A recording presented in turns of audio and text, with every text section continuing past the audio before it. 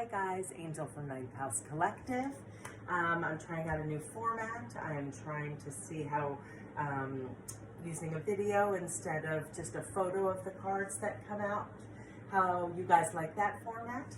So anyway, with that being said, I'm going to show you my process, right? So I just came off my meditation, and I always ask for whatever messages the collective needs to hear for their highest good, if I could be a clear channel and bring forth those messages to you guys. So after my meditation, and typically before I draw cards, I always do a little ceremony, which I'll begin now or shortly. I'll be using this series to pull a theme card for the up and coming energy for the week.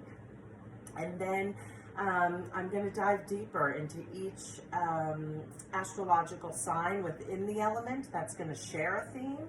And I also look at what energy centers or chakra centers might need balancing to bring about the highest energy this week. All right, guys, so with that being said, I'm going to get started. And welcome to your weekly reading and general energy update. Okay, right now I'm going to be reading for fire signs.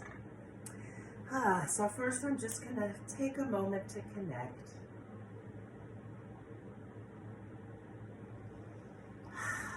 Those of you who are watching can take a deep breath and just get centered and really just ask for what messages it is that you need today.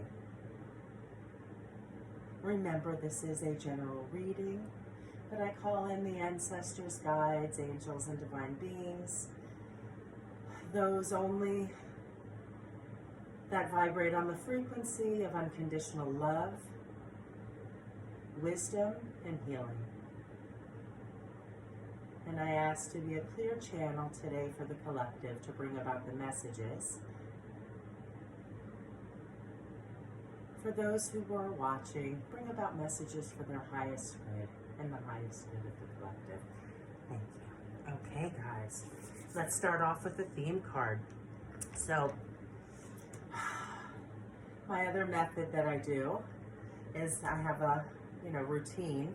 So I shuffle 3 times, and I ask for, in my head typically, I ask for messages for the highest good for my fire signs this coming week.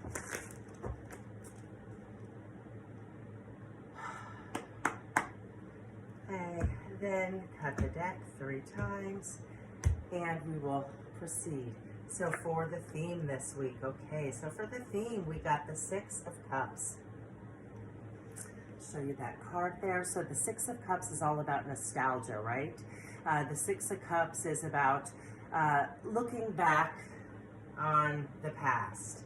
And that can be a really healthy thing to do, looking back on the past, connecting with beautiful memories. But we also sometimes look at the past to learn lessons from the past, right? Things that are still showing up in our current situations that might be a similar pattern or theme. So really this card to me is about looking at the past and really seeing how we can transform, right? Especially when it's in its upright position.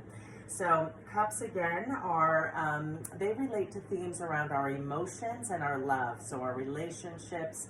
And so really this is about what we can look at from the past and really kind of broaden our perspective around, right? So that we can have a healthier, higher vibrational way of dealing with things in our present lives, right? So this is really about letting go of what's no longer serving us, understanding it, realizing why it may have been useful, but you've transformed, you're not that same person. So if there is a theme that is coming up repeatedly for my fire signs in the areas of emotional stability or your relationships, this doesn't have to be with spouses or lovers, it could be with friends or even just our relationship with ourselves. So that's the theme for my fire signs this week. Next, I dive in a little deeper, and first I'm going to be drawing a card for my Aries friends, then my Leos, and then my Sagittariuses. So let's dig deeper, guys, and see what we get.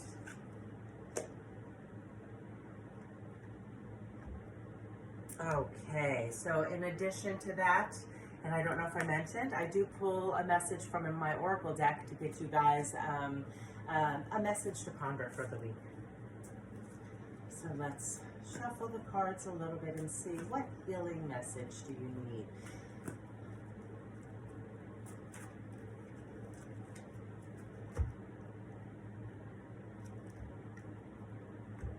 Okay, so again, Aries, Leo, and Sagittarius.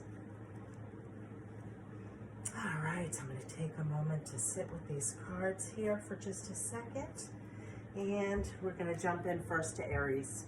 So to dive deeper on that theme about what do we need to look at from our past around emotional stability that might need to be brought into our lives at this time, what lessons can we learn from our past and really transform them to bring about healthier relationships with ourselves and with others, and really to bring about some emotional stability, right? Okay, so you guys, you got the Four of Swords. I'll show you this one. Okay, so the Four of Swords, it did come in its inverse position. So when I look at this card in relation to the theme, you know, it's kind of speaking to me that, you know, swords are about our mental processes and our communication. And the Four of Swords specifically is about really, you see there's one sword down here, right? So it's really about going within, taking some time to really sort out something. So it could be, you know, something that's causing a little stagnant or dense energy in our lives. So whatever seems hard or whatever you're trying to solve or move through, this card just lets you know in its reversed position that you've thought it through, right? And my Aries friends, you've looked at it, right? You've taken the time. So now that you've made maybe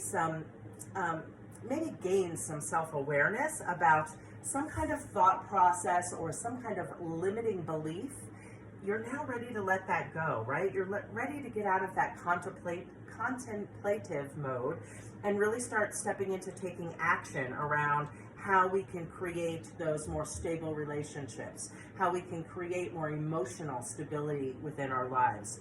So now that you've learned and gained some insight, it's really calling on you with this Four of Swords to step into the action part of it now, right? And really start seeing how you can change some patterns, some beliefs, some ways of dealing with things emotionally, so that you can really do that in a more calm and centered manner. And the healing card that showed up for you guys this week brings this message. Recovery isn't a goal, but a process. You never stop repairing and renewing yourself. You must absorb the light and the shadow of each day you live. Don't keep your spirit stuck in yesterday as a new day begins. Prayer is process. Yes, don't stay stuck in that contemplative mode. That's kind of like a negative mind spin, right? Like we don't want to get stuck focusing on the negatives from the past. We want to find the lesson so we can really take that knowledge and transform it so we don't make those same mistakes. So we operate on a different, higher level because we've gained more knowledge, right? So never stop repairing and renewing. This is a process. It's never a destination. As humans, we're always learning and growing and transforming. And so for you guys, I'm going to say sacral chakra and solar plexus this week, right? Sacral chakra is about our emotions, right? So that correlates with that theme. So really nurture that center. You can do that by incorporating orange colors into your life, orange stones or crystals if you like that, wearing orange, eating orange foods, and really just sitting quiet with yourself, right? You can even find some great meditations online, short ones, just to kind of nurture that area this week so that you have that stability to really transform that limiting belief.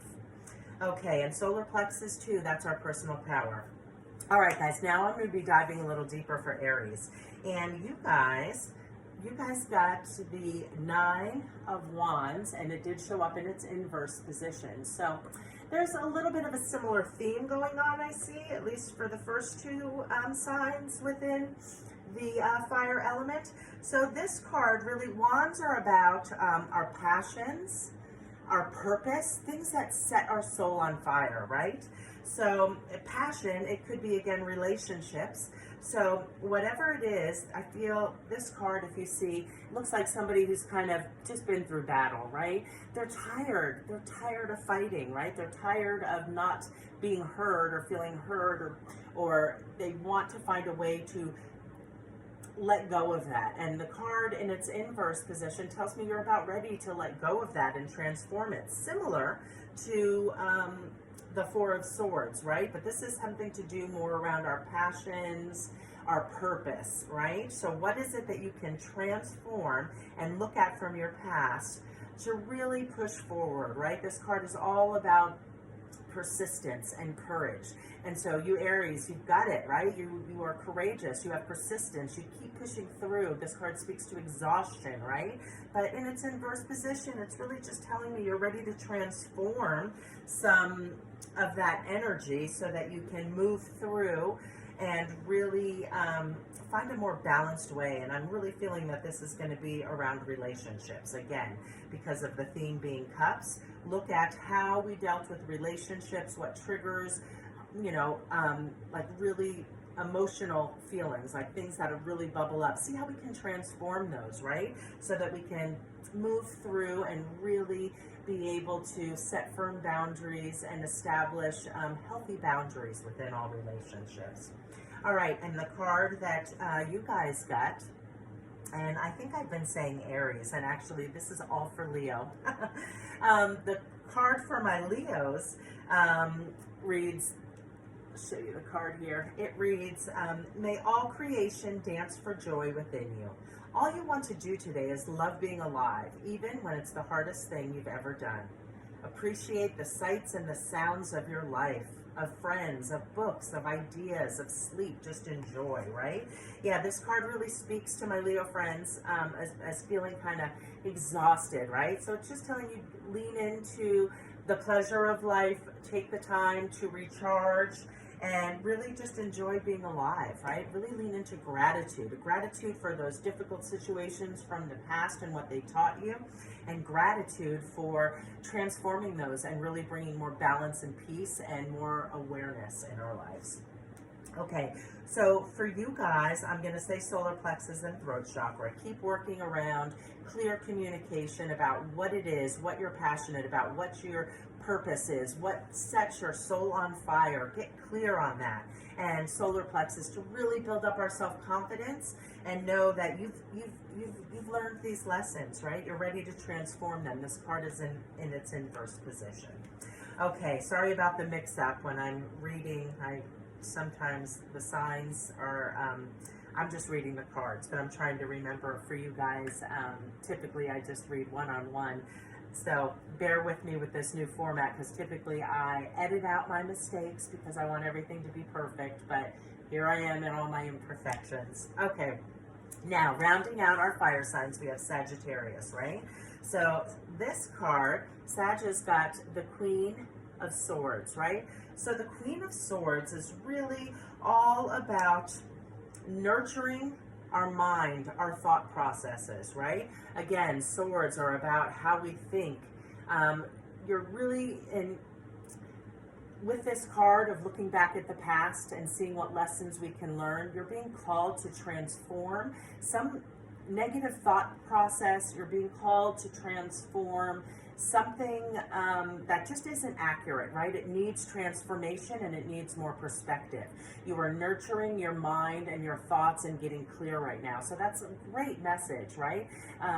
You know, mastery is represented in tarot by the kings. So right now you're in the stage of nurturing. So it's really calling on you to, in order to transform whatever feels difficult in your life right now, whatever is spinning in your mind, really you need to sit with and look at what areas from your past, and I'm really feeling that this is, again, it's going to be emotional, it's areas regarding cups, so that we can bring balance and a healthier thought process, right? Because when your thoughts are good and you're leaning into gratitude and you're learning the lessons and letting go of the disappointments and seeing how to transform that and seeing those as, you know, just ways of personal growth, you're really nurturing your mind. So continue to do that, my Sagittarius friends.